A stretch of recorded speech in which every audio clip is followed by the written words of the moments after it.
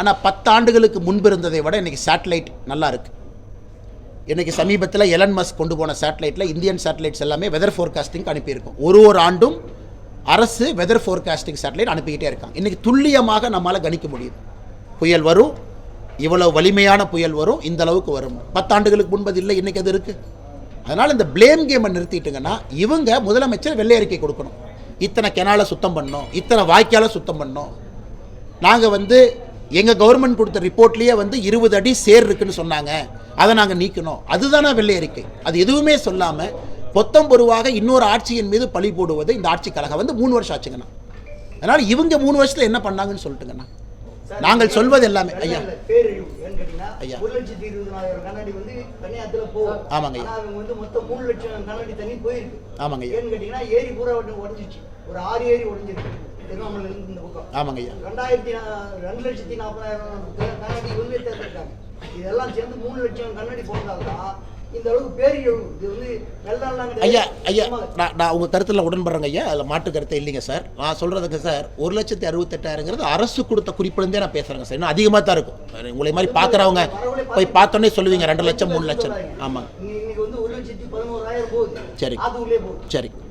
அதனால் உங்களை மாதிரி பார்க்குற மனிதருக்கு பார்த்தோன்னே நீங்கள் சொல்லிடுவீங்க. நான் அரசு கொடுத்த குறிப்பை வச்சு இன்னும் அதிகமாக தான் இருக்கும். நாங்கள் சொல்வது அடிப்படை வேலை செய்யாமல் இந்த ஆட்சி அந்த ஆட்சின்னு எதுக்கு சொல்லணும்னு தான் நான் சொல்கிறேங்க. இல்லை முதலமைச்சர் ஃபீல்டுக்கு வர்றாங்க இல்லைன்னு சொல்ல. முதலமைச்சர் கிராமப்புறத்தில் ப்ராப்பர் ஃபீட்பேக் எடுக்கட்டும்.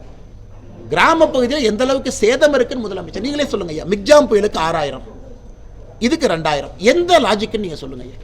அதே ரேஷன் கார்டு, அதே மக்கள், அதே தமிழக மக்கள்.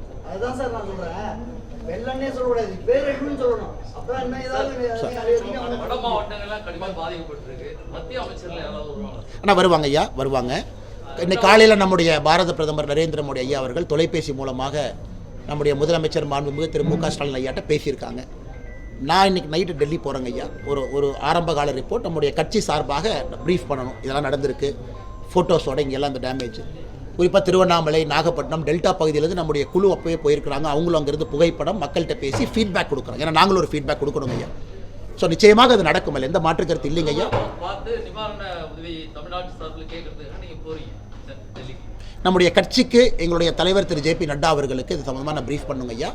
அவங்களுக்கு சொல்லணும். எல்லா முறையும் நம்ம செய்கிறது, எல்லா முறையும் வர்றது. குறிப்பாக இன்னும் வேகமாக ஏதாச்சும் செய்யணும். கிராப் இன்சூரன்ஸ், பயிர் காப்பீடு ஒரு இடத்துல கேட்குறாங்க, இன்னும் 1 மாதம் எக்ஸ்டெண்ட் பண்ணி கொடுங்க. நாங்கள் இன்னும் ரெஜிஸ்ட்ரேஷனே பண்ணல. போன மாதம் 3 மாதம் எக்ஸ்டெண்ட் பண்ணி கொடுத்தோங்க ஐயா.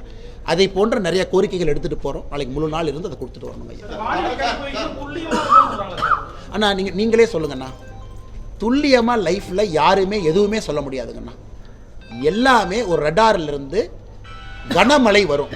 300 mm, 400 mm, 500 mm. இன்றைக்கி இவங்க வானிலை துல்லியம். இப்போ நான் இதே கேள்வி கேட்குறேங்கண்ணா. இந்த சாத்தனூர் அணையை திறந்தீங்கன்னா தண்ணி இவ்வளோ வந்துச்சுன்னா இத்தனை பேர்த்துக்கு இது நடக்கும்னு தெரியும், அப்புறம் நீங்கள் செய்யலை. இது துல்லியத்துக்கு அவசியமே இல்லையாங்கண்ணா. இன்றைக்கி துல்லியம்னா 504.5 mm மழை வரும்னு சொன்னால் தான் துல்லியங்கிறாங்களா? அதனால் வானிலையை பொறுத்தவரை இன்றைக்கி எல்லாருமே தமிழ்நாட்டில் ப்ரைவேட் வெதர் ஃபோர்காஸ்டர்ஸ்க்கு பெரிய ஃபாலோவர்ஸ் இருக்காங்க. சென்னையிலேருந்து கோயம்புத்தூர்லேருந்து அவங்க சொல்கிறாங்க. அதனால் எல்லா டைமும் வானிலை அறிக்கையின் மீது மாநில அரசு அவங்க துல்லியமாக சொல்லணும். ஆனால் கனமழை, மிகுந்த கனமழை கேட்டகரி கொடுத்தாச்சு, அது கிரேடிங் கொடுத்தாச்சு, கலர் கோடிங் கொடுத்தாச்சு. இதுக்கு மேலே அவங்க என்னென்ன சொல்லுவாங்க? மிச்சப்படி நீங்கள் நான் ஆர்கியூ பண்ணலான்னா 400 mm தான் சொன்னாங்க, 500 mm வந்துருச்சு. ஆனால் நார்மலாக 60 mm தான் வரணும். அதில் மாற்றம் இருக்கலாம். இவங்க அதுவும் அக்யூரேட்டாக சொல்லணும். அதனால தான் நாங்கள் நடவடிக்கை எடுக்கலன்னு சொல்ல காரணத்தை ஏற்றுக்க முடியாதுங்கண்ணா. ரொம்ப தவறாக போயிருங்கண்ணா. ஆமாம் சார். சார் ஒரு கமிட்டி அமைச்சிருக்கோம். நம்முடைய மாநில அளவில் பொறுப்பாளர்கள் இப்போவே எல்லாம் ஒரு பகுதியில் நாங்கள் இருக்கோம், ஒரு பகுதியில் நம்முடைய பொறுப்பாளர்கள் இருக்கிறாங்க. எங்கூட அண்ணன் ஏஜி சம்பத் அவர்கள், கருப்பு முருகானந்தன் அவர்கள், கார்த்தியானி அவர்கள், அஸ்வத்தாமன் அவர்கள் எல்லாருமே ஒரு 12 பேர் கொண்ட குழு இன்றைக்கி தமிழ்நாடு முழுவதுமே பயணத்தில் இருக்காங்கன்னா. ஏன்னா இன்றைக்கி என்னால் திருவண்ணாமலை போக முடியல, போக வேண்டும் என்கின்ற ஆசை. கடலூரில் நிறையா பகுதிக்கு போக முடியல. இப்போ நான் அங்கே போகும்பொழுது ஒரு அதிகாரிகிட்ட நம்ம சொல்லும் பொழுது கூடங்கன்னா எங்களுக்கு ஒரு எஸ்டிமேஷன் இருக்கணும். இப்போ நான் சொல்ல போகிறதே ஆமாம் உண்மையால் டேமேஜ் ஆகிருக்கு, இந்த அளவுக்கு ஆகிருக்கு. நெற்பயிர்கள் எல்லாம் உள்ளே இருக்குது. பெரும்பாலும் கடலூர் மாதிரி பகுதியெல்லாம் கிராமப்புறத்துக்கு போகவே மாட்டோம். பெரும்பாலும் பார்த்திங்கன்னா கரையோரத்தில் இருப்போம். உள்ளேயும் டேமேஜ் நடந்திருக்கு. அதை நாம் பார்த்து எடுத்துகிட்டு போகணும் அப்படிங்கிறத எங்கள் நோக்கங்கண்ணா. அதே போல் எங்களுடைய தலைவர்கள் எல்லா இடத்துலையும் பார்க்குறேன். ஏன்னா இன்றைக்கி நாளைக்கு முக்கியம். அதுக்கப்புறம் தண்ணி வடிஞ்சிருக்கண்ணா. நீங்கள் நாளைக்கெலாம் போனால் தண்ணி வடிஞ்சிரும். இன்றைக்கே வடிய ஆரம்பிச்சிருச்சு. அதன் பிறகு ஒரு அதிகாரிக்கு நம்ம சொன்னால் கூட உங்களுக்கு புரியாது. இன்றைக்கி நேற்று இவ்வளோ தண்ணி இருந்த இடத்துல இன்றைக்கி இவ்வளோ தண்ணி இருக்குங்கண்ணா. பட் டெல்லியிலேருந்து வர அதிகாரிக்கு அது புரியுமா? புரியாது. நம்ம சொன்னால் தான் புரியும். அதனால் இன்னைக்கு நாளைக்கு பார்க்க வேண்டிய கட்டாயம் இருக்குது. எல்லாரும் பார்க்குறோம். கடலூர் வந்து பல முறை வந்து ஏகப்பட்ட பேரிடர்களை பார்த்துருச்சு. கடலூர் மாவட்டம் இந்த தமிழக அரசு தான் பேரிடர் மாவட்டமாக அறிவிக்கணுமா?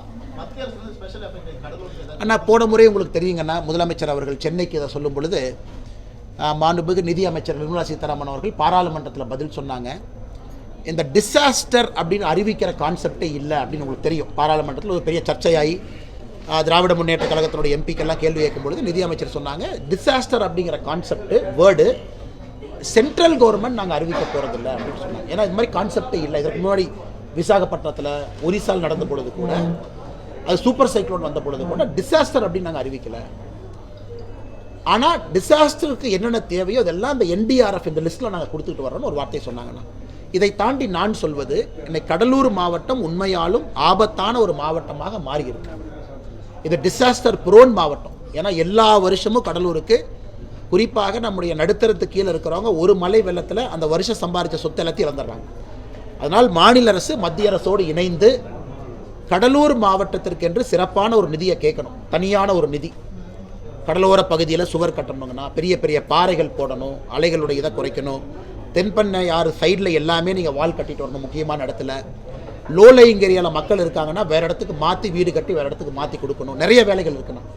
இதை கடலூர் என்னை பொறுத்தவரை மிக முக்கியம். நாகப்பட்டினம் முக்கியங்கன்னா, தமிழ்நாட்டில் இந்த 2-3 மாவட்டங்கள் எல்லா புயல்லையும் மாற்றுறாங்க. எல்லா விதமான புயல்லையும் அது ரொம்ப துக்ககரமாக எங்களுக்கே இருக்குது. நீங்கள் கேட்குற கேள்வி நான் உடன்படுறேங்கன்னா, இன்றைக்கி சயின்டிஃபிக்காக அது மாதிரி டெர்மினாலஜி இல்லை. முதலமைச்சர் அவர்கள் பிரதமரை சந்தித்து வாய்ப்பு இருக்கும் பொழுது இதை பேசிய இந்தியாவுக்கு முன்னோடியாக அதை பண்ணலாமேங்கண்ணா. பண்ண முடியாத நிதி இல்லையே, பட் கண்டிப்பாக பண்ணணும். ஆனால் கடலூர் அந்த பிரச்சனை இருக்குது. பாதகம் செய்பவரை கண்டால் நாம் பயங்கொள்ளலாகாது பாப்பா, மோதி மிதித்து விடு பாப்பா, அவர் முகத்தில் உமிழ்ந்து விடு பாப்பா. அண்மை செய்திகளை உடனுக்குடன் தெரிந்து கொள்ள இணைந்திருங்கள் இயம்நாடு தொலைக்காட்சியுடன்.